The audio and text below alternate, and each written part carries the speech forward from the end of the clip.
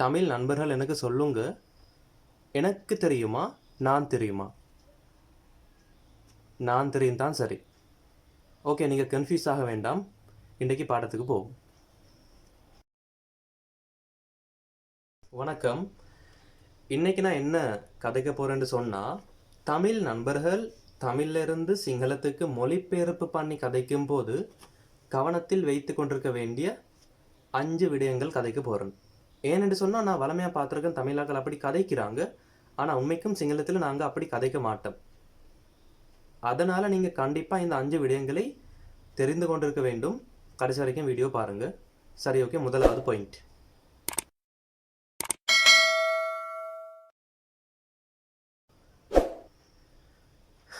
இது எல்லாருக்கும் போல தெரிஞ்சிருக்கும்.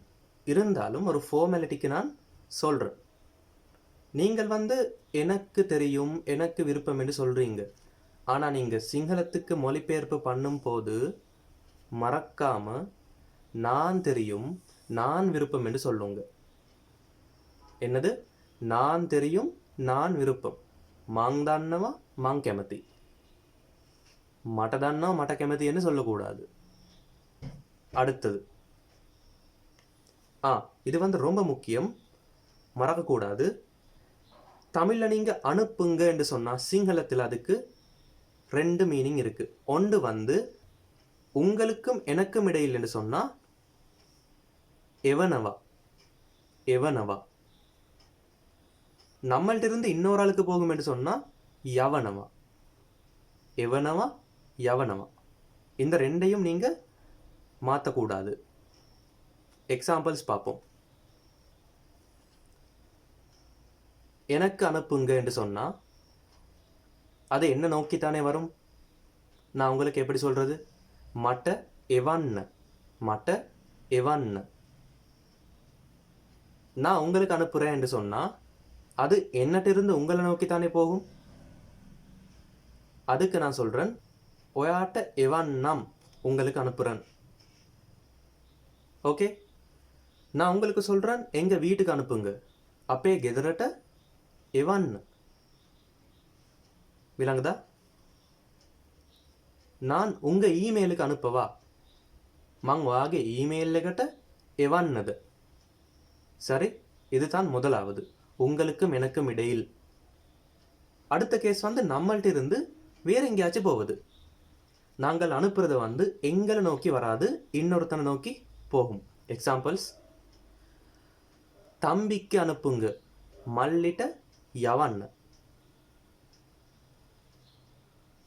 அமெரிக்காவுக்கு அனுப்புங்க அமெரிக்காவிட்ட யவன். விளங்குதா?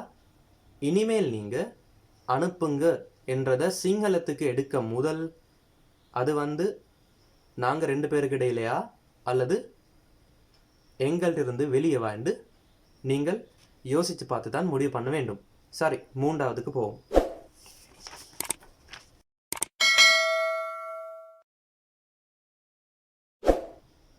இது கூட ரொம்ப முக்கியம்தான்.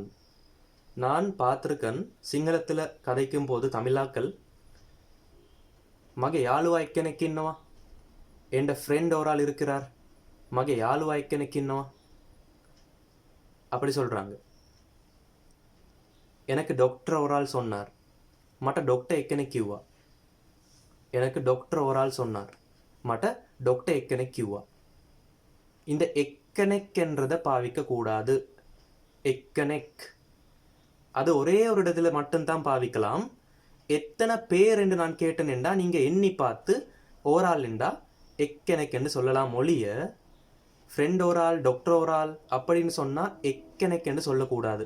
அப்போ எப்படி சொல்றது? ஃப்ரெண்ட் ஒரு ஆள் என்று சொன்னால் யாழுவெக். யாழுவா எக்கனெக் இல்லை, யாழுவெக். டாக்டர் ஒரு ஆள் என்று சொன்னால் வைத்தியவரையெக்.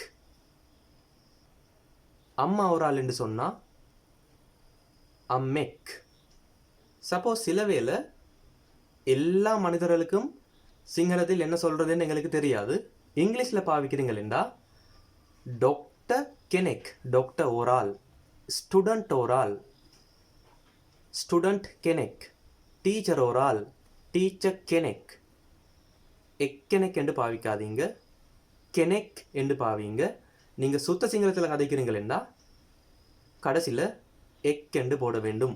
வைத்தியவரை எக், குருவரை எக், அப்படி.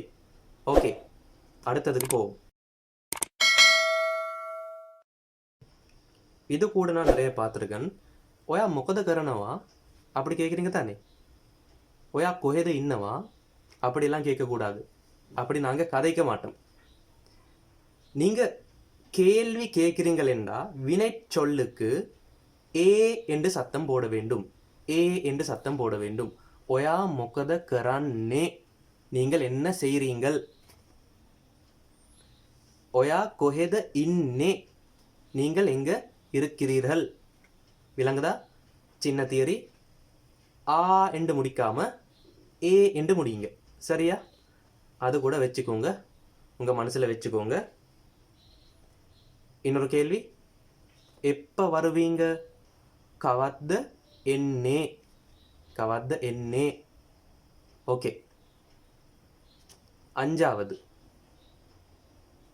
இது ஒரு மிஸ்டேக் இல்லை. தமிழில் நம்ம கதைக்கிற சில வசனங்களுக்கு சிங்களத்தில் ஒரு மீனிங் கிடையாது. எக்ஸாம்பிள், அவர் வேணும் என்று செய்தார், வேணும் என்று செய்தார். இது நீங்கள் சிங்களத்துக்கு மொழிபெயர்ப்பு பண்ண வேண்டாம். பண்ணினா அதுக்கு ஒரு மீனிங் கிடையாது. அதே போல் சில வசனங்கள் இருக்குது. நான் உங்களை நம்ப மாட்டேன் என்று சொல்ல நம்பிட்டேன்னு சொல்லுவோம். ஆனால் சிங்களத்தில் சொன்னால் நான் உண்மைக்கு உங்களை நம்பிட்டேன்னு தான் வரும். சில வேளை நீங்கள் நக்கலுக்கு சொல்கிறீங்க, செருப்பு பிஞ்சிடும், என்னம்மா இப்படி பண்ணுறீங்க. இதெல்லாம் சிங்கள கலாச்சாரத்துக்குள்ளே இல்லாததால் அதுகளுக்கு நீங்கள் மொழிபெயர்ப்பு பாய்க்கக்கூடாது. உங்களுக்கு இதுகள் கதைக்கவே வேணும் என்ன சிங்களத்தில், அதுகளுக்கு சிங்களத்தில் என்ன மாதிரி வரும் என்று ஃப்ரெண்ட் ஒரு ஆள்கிட்ட சரி என்கிட்ட சரி கேட்கலாம், நான் சொல்லித்தரேன். சரி, இவ்வளவு தான் 5 விடயங்கள். இதுக்கு மேல் இருக்கலாம். இருந்தாலும் இந்த 5 விடயங்களை நன்றாக கவனிக்க வேண்டும். இனிமேல் நீங்கள் சிங்களம் கதைக்கும் போது நான் இப்போ சொல்லி தந்த மிஸ்டேக்ஸ் விடக்கூடாது. ஓகே, இன்றைக்கி பாடம் உங்களுக்கு உதவியாக இருந்தால் கமெண்ட் பண்ணுங்கள், லைக் பண்ணுங்கள், ஒரு சப்போர்ட் பண்ணுங்கள். இன்னொரு பாடத்தில் சந்திப்போம். போயிட்டு வரேன்.